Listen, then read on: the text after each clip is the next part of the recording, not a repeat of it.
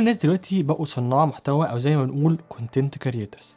حتى الناس اللي مش بيرقصوا على تيك توك او بيعملوا فيديوز من نوعيه ازاي تعمل اي حاجه على اليوتيوب، هتلاقيهم برضه بيقضوا وقت طويل قدام الويب كام عشان الشغل او عشان يكلموا اصحابهم او اهلهم. بس عارف ايه اوحش حاجه في كل ده؟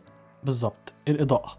حتى لو جبت رينج لايت غاليه زي ما انا عملت قبل كده، هيتعبك برضه في انك تجهزها او تستخدمها في كل مكالمه لزوم او تيم ميتنج. انا مثلا ما عنديش مكان ثابت بشتغل فيه، ودايما بحب اتنقل في البيت عشان اكسر الروتين.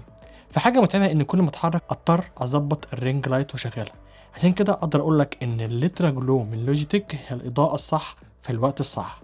سعرها $60، يعني اغلى حاجه بسيطه من اللي معايا، بس هتفيدك جدا بصراحه. شايفه تستاهل اكتر من كده. في مكان بلت ان مخصوص عشان تحطها على الشاشه بتاعتك. حجمها 4 بوصه وممكن تزوده 2 بوصه بالاكستنشن. النور كمان بيلف 360 درجه، فتقدر تلفه وتحركه براحتك. قيمه اللوجيتك ليترا جلو معظمه في المونيتور ماونت اللي هو الجزء اللي بيركب فوق الشاشه، وده بيمسك في الشاشه من فوق على طول ايا كانت الشاشه، كانت شاشه كبيره او لابتوب رفيع، حتى لو سمكها 1.5 انش. والموديل كليب كمان حلو ان انت ممكن تتنيه لما تيجي تشيل اللوجيتك ليترا جلو، ولو شدتها بالراحه هتقدر تمد الاضاءه بالطول زي ما انت عايز لغايه 4 انش. تقدر كمان تميل الجزء الحامل وتحرك النور لغايه ما توصل للاضاءه اللي محتاجها بالظبط. جزء الماونت او الحامل بتاع الشاشه فيه كمان كليبس للاسلاك من ورا، معمول عشان سلك اليو اس بي سي تو يو اس بي سي كيبل اللي بيجي مع اللوجيتك ليترا جلو.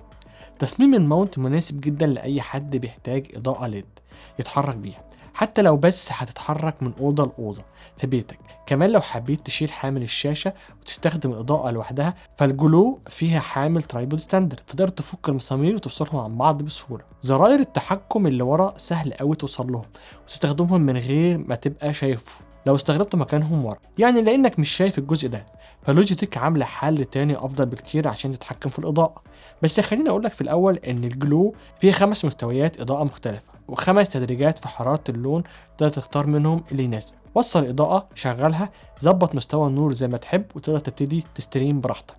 ممكن توصلها بالكمبيوتر بتاعك او باي مصدر كهرباء خارجي زي شاحن تليفون او في باور بانك او في حتى الشاشه بتاعتك. بس انصحك توصلها بالكمبيوتر عشان هتلاقي فيتشرز تانية كتير لما تستخدم لوجيتك جي هاب ابلكيشن. بالمناسبه جي هاب ده الابلكيشن المخصص لاجهزه لوجيتك بتاعت الجيمز زي الكيبوردز والماوسات والسبيكرز والسماعات والويب كامز. اول ما توصل الليترا جلو بابلكيشن جي هاب هيتعرف عليها، وتقدر بعدها تضيفها في قائمه الاجهزه بتاعتك. ولما تختارها هتقدر تتحكم في مستوى الاضاءه وفي حراره الالوان بنفسك بالسلايدرز دي. لو انت موصل كاميرا واحده او كذا كاميرا بالكمبيوتر بتاعك، فانت هتقدر كمان تختار الكاميرا اللي عايز تشوفها من الدروب داون فيديو في الابلكيشن. 6 الالوان والاضاءه اللي جيتك حطاهم هيساعدوك تجرب وتشوف ايه اللي يناسبك. اكتر واحد عجبني هو السوفت سانسيت، دافيه شويه واعلى حاجه بسيطه عن اكتر سيتنج خافت.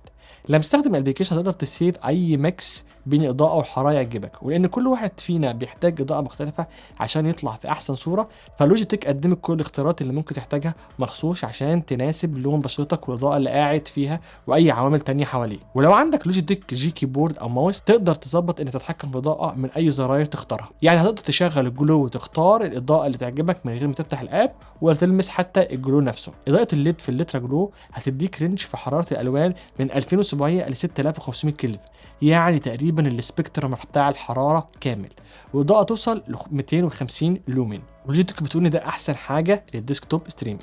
ليترا جروب بتستخدم تكنولوجيا ترو سوفت بتاعت لوجيتك اللي هتديك سبيكترم اضاءه كامل وبدقه عاليه كانك بتصور سينما زي ما قلت. ومعامل كولر ريندرنج في الجلو بيوصل من 93 من 100. جلو هتديك اضاءه عاليه. البروف فيديو اللي على اليمين ده من ابلكيشن جي هاب متصور وجلو مش شغال، واللي على الشمال ده متصور بجلو كنت واقف تقريبا على بعد نص متر او 3 قدم من الكاميرا، وظابط جلو على اضاءه متوسطه. اعلى اضاءه بتكون كافيه تنور الاوضه كلها تقريبا.